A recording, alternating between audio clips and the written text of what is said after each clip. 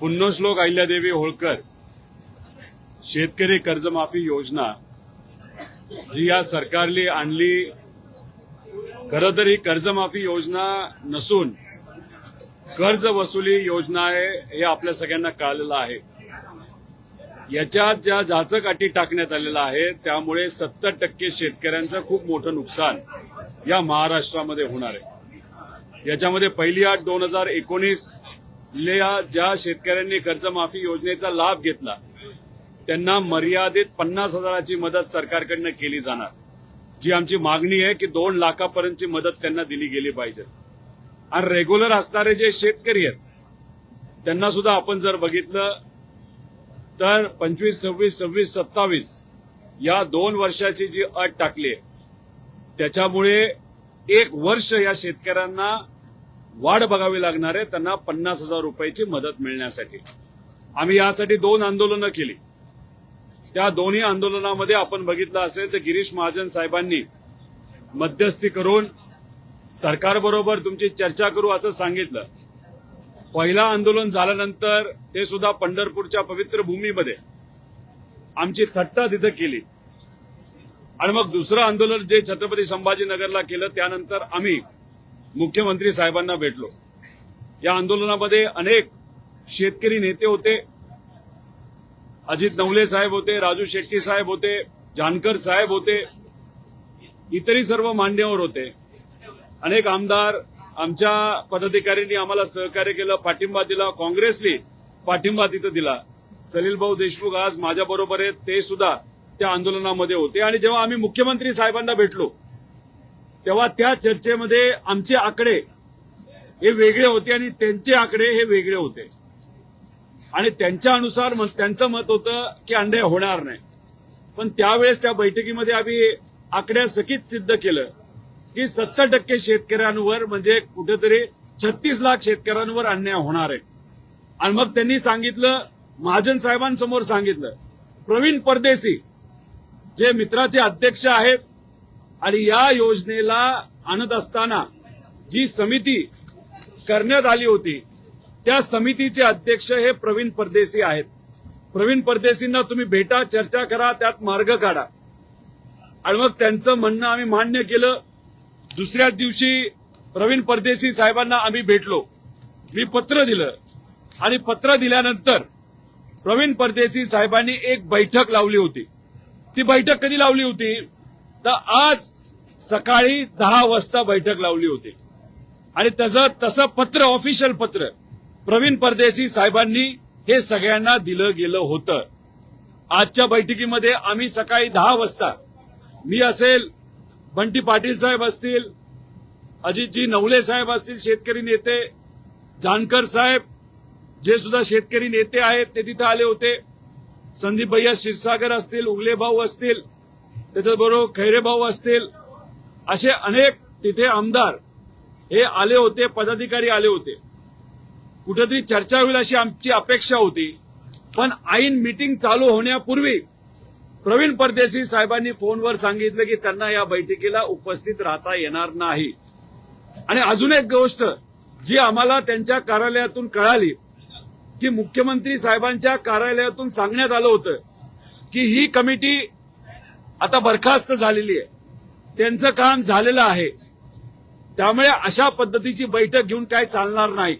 मग आमचं मत असं आहे की मग मुख्यमंत्री साहेबांना आम्ही जेव्हा भेटलो तेव्हा त्यांनी सांगितलं प्रवीण परदेशींना भेटा, शेतकरी कर्जमाफीचा मुद्दा हा महत्वाचा आहे, त्यांच्याशी संवाद साधून त्यांच्याकडनं जे काही आकडे तुम्ही मांडलेले हे मुख्यमंत्री साहेबांना दिले जातील त्याच्यावर आम्ही नक्कीच सकारात्मक शेतकऱ्यांच्या बाजूचा निर्णय देऊ, ज्याच्यातून 36 लाख शेतकऱ्यांवर जो अन्याय होणार आहे तो होणार नाही अशी भूमिका घेत असताना आज आमची बैठक ठरली असताना सुद्धा जर सरकार ही बैठक होऊन देत नसेल त्यामुळे कुठे ना कुठेतरी सिद्ध होते की या शेतकऱ्यांवर हे सरकार अन्याय करणार आहे।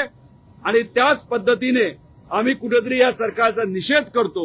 आणि हे जे फसवं सरकार आहे, ही दुर्दैवाने फसवी कर्जमाफी जी शेतकऱ्याची या सरकारने काढलेली आहे, खरं तर या शेतकऱ्यांवर जो अन्याय होणार आहे तर येत्या काळामध्ये एक मोठं आंदोलन आम्ही नक्कीच महाराष्ट्रामध्ये आमचे पक्ष असतील, मित्रपक्ष असतील, त्याच्याचबरोबर जे शेतकरी नेते असं सगळे मिळून आम्ही एक मोठं आंदोलन येत्या काळामध्ये करणार आहे.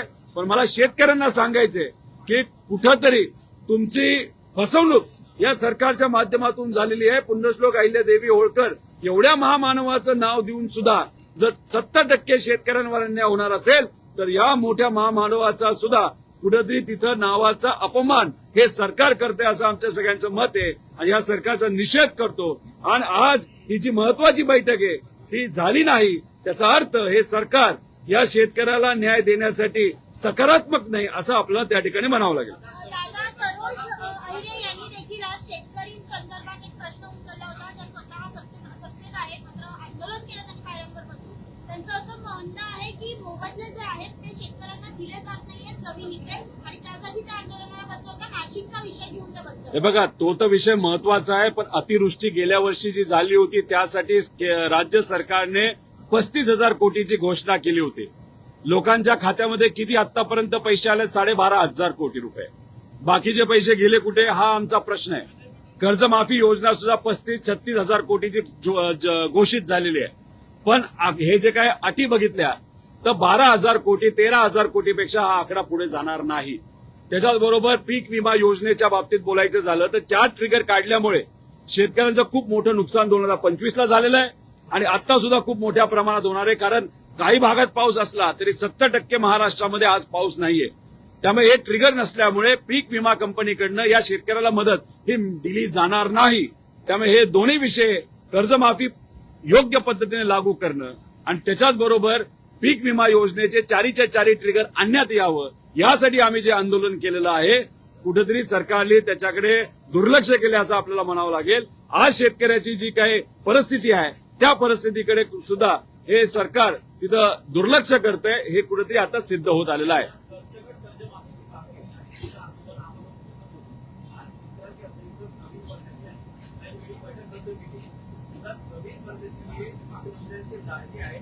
आणि रिटायर्ड आहे ना त्यांची अकाउंटेबिलिटी काय बनते? कारण की दुसऱ्या प्रकारच्या सेवानिवृत्त अधिकाऱ्यांना त्या पोस्टवर बसवणं आणि राज्यमंत्री दर्जाच्या राज्यमंत्र्याला जो हे पण सरकारला देण्यात आलं. लाडक्या एखाद्या अधिकाऱ्याला जवळ कसं ठेवायचं हे कुठेतरी या सरकारकडनं तिथं आपल्या सगळ्यांना कळतं. प्रवीण परदेशी तसे हुशार अधिकारी नक्कीच आहेत, आम्ही वेगळं काय बोलणार नाही. पण कुठं ना कुठंतरी ते या सरकारच्या बाजूने या सरकारमध्ये असणाऱ्या नेत्यांच्या बाजूने खास करून मुख्यमंत्री साहेबांच्या बाजूने झुकलेले हे आपल्या सगळ्यांना माहित आहे.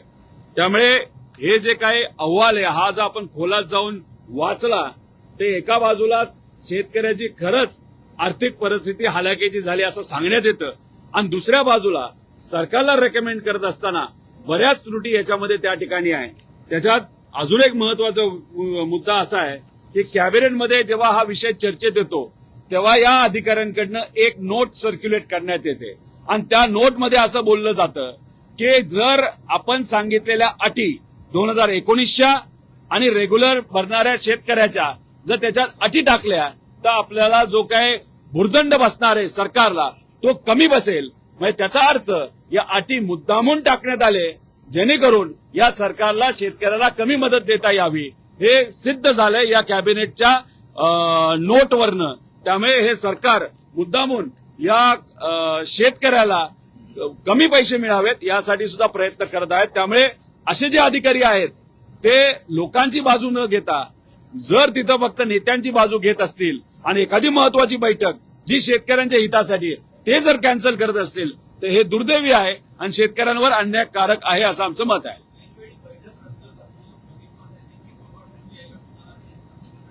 मला माहित नाही त्यांनी तो निर्णय घेतला का त्यांना कोणीतरी फोन केलं. एक तर ते ऍक्टिव्ह अधिकारी नाहीये, त्यांना जी काय जबाबदारी दिली एक तर या बैठकीची या कमिटीची जबाबदारी कर्जमाफीची दिली होती. मित्राचे जे अध्यक्ष आहेत आणि फायनान्शियल अडवायझर हे मुख्यमंत्र्यांचे आहेत. मला जे कळतंय त्यांनी जे कारण दिले की कुठेतरी लँडस्लाईड झाली म्हणून तिथं ते गेलेत. आता खरं तर जो अधिकारी आज सेवेत नाही तो अधिकारी तिथं जाऊन काय करणार? जे सेवेत त्यांनी तिथं काम करावं ही बैठक करून जर ते त्या ठिकाणी गेले असते, जर ऍक्टिव्ह अधिकारी आहेत ते तिथं अडचण सोडवतील. फक्त बघून उद्या या गोष्टी होऊ नये याच्यासाठी जे काही त्यांचं व्हिजिट होतं ते कदाचित त्यांनी 2 तासानंतर केली असती, नाही तर उद्या केली असती तरी आम्हाला चाललं असतं असं आम्हाला वाटतं. कारण का तिथं ऑलरेडी कलेक्टर आहेत, तिथं एसपी आहेत आणि इतरही विविध जे सीईओ असतील त्याचे IAS अधिकारी आहेत, सगळे तिथं अधिकारी असताना यांना आत्ताच जाणं हे महत्वाचं होतं का? अडचण असेल तर महत्वाचं आहे, पण ऍक्टिव्ह अधिकारी असताना जे रिटायर्ड अधिकारी आहेत ज्यांना वेगळी जबाबदारी त्यांना तिथं जाणं आणि या मिटिंगला दुर्लक्ष करणं म्हणजे कुठे ना कुठेतरी 36 लाख शेतकऱ्यांवर केलेला हा अन्याय आहे असं आमचं मत आहे. विरोधातल्या आमदारांना डावलण्याचा हा प्रकार आहे. आम्ही सर्वजण तिथं होतो. बंटी पाटील साहेब होते, त्याच्याचबरोबर आपण बघितलं असेल जानकर साहेब होते, अजित नवले भाऊ होते, सलील भाऊ देशमुख तिथं होते, उगले भाऊ होते, आमचे मोहोळचे आमदार तिथे होते, त्याच्याचबरोबर इतरही काही अधिकारी तावरे साहेब होते, मित्तल साहेब होते, हे सगळे तिथं होते आणि सुनील भाऊ भुसारा होते. आणि मग आमची तिथं चर्चा होत असताना मग मध्येच हा फोन आला आणि मीटिंग कॅन्सल झाली. मग आम्ही इथं येणं, आम्ही बैठकीला जाणं याच्यामध्ये शेतकऱ्याचं हित होतं. जयंत पाटील साहेब येत होते, पोहोचत होते, आव्हाड साहेब पोहोचणार होते, त्यात त्यांना सांगावं लागलं की मीटिंग ही दुर्दैवाने तिथं कॅन्सल झाली. मग एवढे मोठे नेते आणि आमदार तिथं येण्याचं कारण का? कारण का ही जी योजना जी सरकारने कर्जमाफीची योजना आणलेली ती अन्यायकारक आहे बहुतांश शेतकऱ्यांवर. ती होऊ नये, शेतकऱ्यांचा फायदा व्हावा, त्या अटी काढण्यात यावा यासाठी आम्ही तिथे गेलो आणि आमची थट्टा करण्यात आली. अचानक 5 मिनिटं आधी ही मीटिंग कॅन्सल करण्यात आली. हे खरंच कुठे ना कुठेतरी दुर्दैव आहे. कुठे ना कुठेतरी राज्य सरकारमध्ये असणाऱ्या नेत्यांचं प्रेशर या अधिकाऱ्यांवर असल्यामुळे या अधिकाऱ्यांनी ही बैठक कॅन्सल केली. ही बैठक जर झाली, मिनिट जर झाले, तर मग सरकारला त्या सगळ्या गोष्टी स्वीकाराव्या लागतील आणि त्या स्वीकारू नये आणि अधिवेशनात अडचण येऊ नये म्हणून मुद्दामून काही नेत्यांनी त्यांना सांगितलं असावं की ती बैठक कॅन्सल करावी. हे अन्यायकारक आहे असं आमचं मत आहे. आता पुढची तारीख वगैरे काही दिली आहे का किंवा आणि आता पुढचं पाऊल काय आहे? अरे काय करता, काय लोणचं घालायचं का या सरकारची चर्चा करून करून? 2दा चर्चा झाली, काही फायदा नाही आला.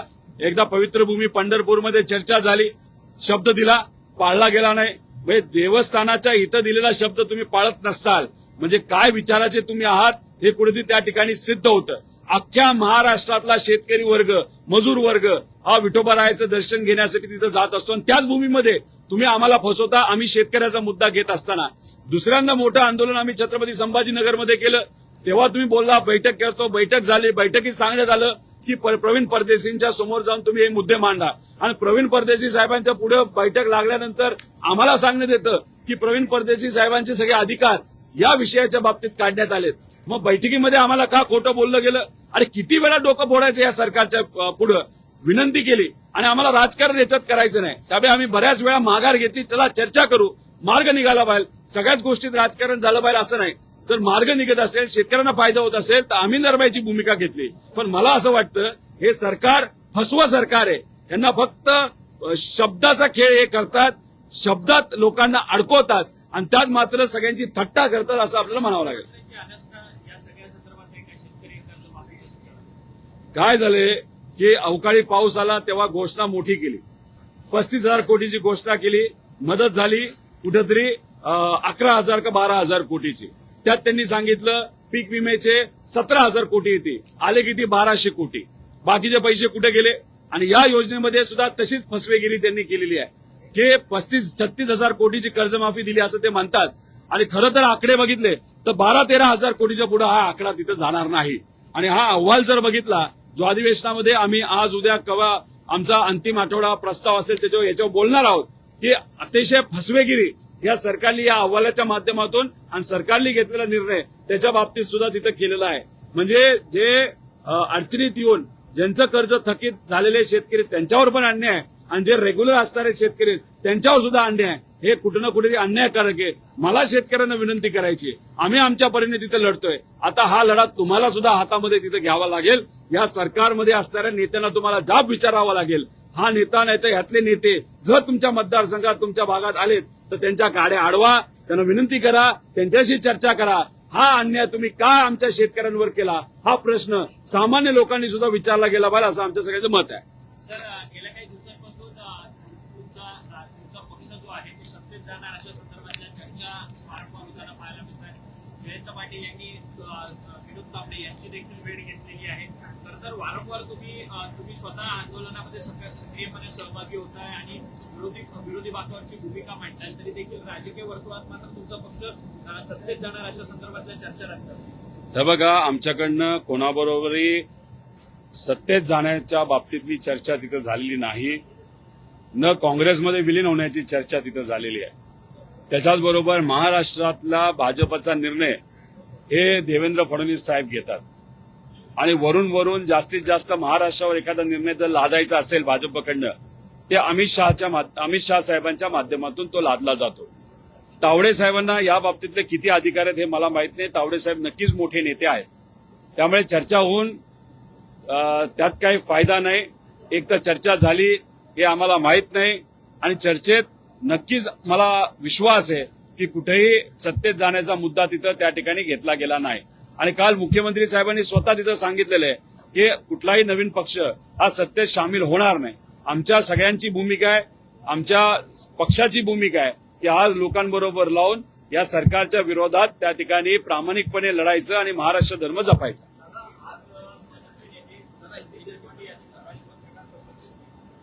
विभागाशी संबंधित प्रश्न आहे.